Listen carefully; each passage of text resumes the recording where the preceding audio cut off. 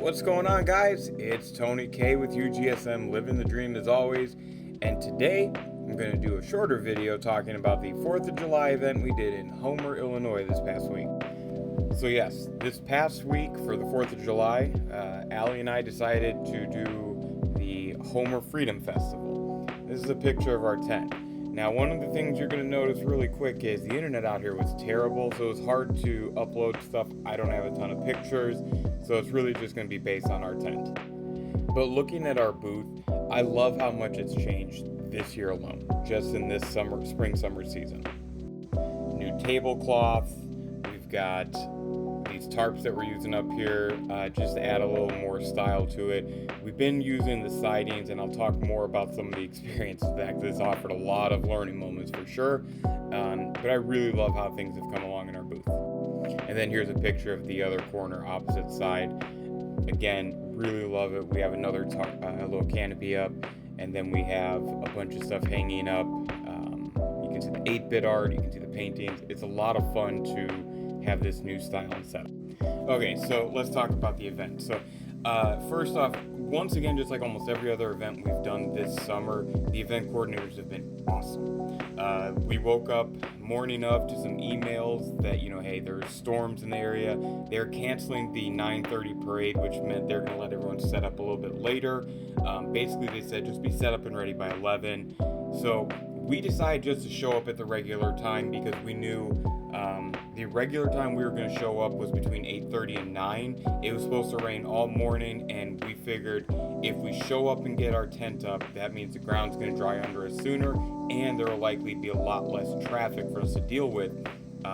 We were like the third or fourth vendors that got there to get set up on this side of the field. Weather was pretty terrible. If you live in the Midwest, you know the 4th of July this year was wet for sure for most of the day.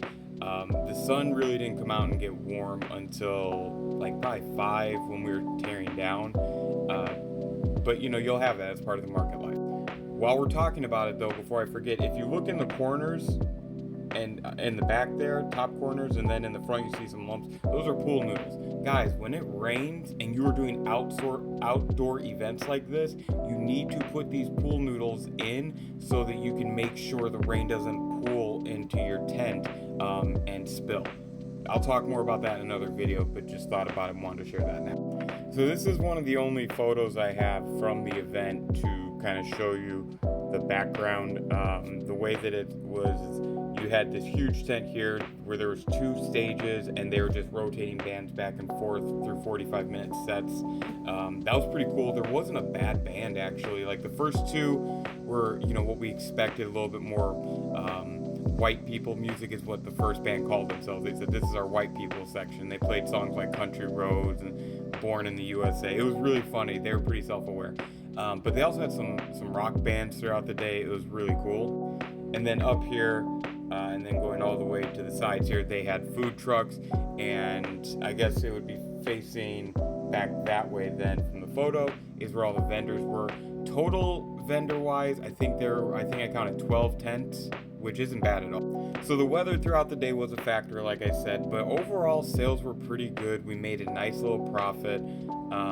They did have a beer tent that opened like right at noon, so the option for beer was available early.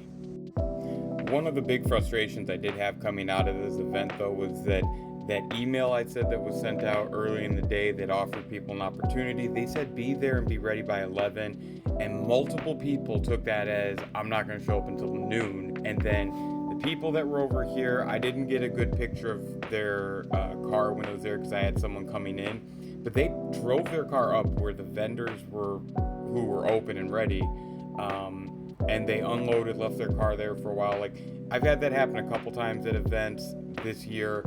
That just grinds my gears. It really does, because they could have easily shown up on time.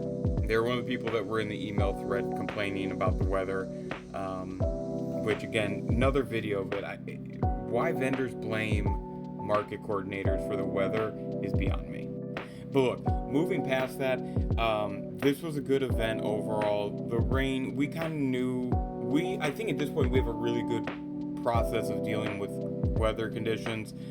Doesn't mean that we're not impacted. It just means that we understand there's certain things you got to roll with and shit happens, right? So that's kind of how this day went. Overall crowd though was interestingly steady. When the rain got heavy, people would either go into a tent or they would go into that big tent that I showed you earlier and just listen to music. And just a fun fact about this, so this one-day event, we actually did more on this one-day event than we did any single day at the fair that we did just a few days before. The other big highlight for me personally out of this was the market event manager, coordinator, whatever you want to call her. She was going around making laps, checking on people. She came in one time and she asked how we were doing. She looked a little stressed and a little frazzled. So I asked her, hey, how are you doing? Is everything going okay? Just trying to make some conversation. And she told me some struggles she was having with other vendors, things that to each their own. I don't know the whole story, but it seemed like maybe the vendors were just frustrated with the way their day was going and took it out on everyone else they could. But as she was explaining it, she stopped, looked at me and said, "But I want you to know, you guys are my calm booth and you are very appreciated." I appreciate that compliment so much because it is a lot of work, and she was a vendor as well.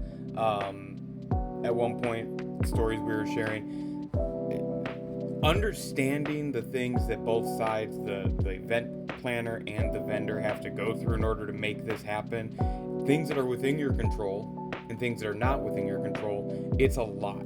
So to have someone say, you guys have been my calm booth today, really appreciate you. They asked us if we had any insights on the day because it was like their third year doing this. It was great conversation. We didn't really have any tips to offer them. We just thought it was really cool that they asked us. I do think with events like this where it might be the same person planning a few of these things throughout the year, but generally from what I understand, they do about 3 or 4 events, maybe less throughout the year. So they do right around there.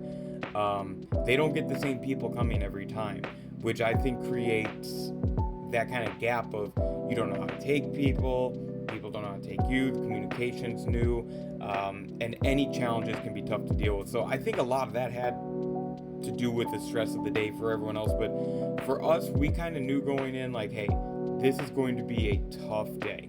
It was either going to be hot and muggy or rainy and windy, and we got both ends of it. We just knew we had to work through it. If you're going to show up, you got to be able to work through it. If you're going to try and have a market that you're going to manage, you got to be able to help people work through it, and that's what we did.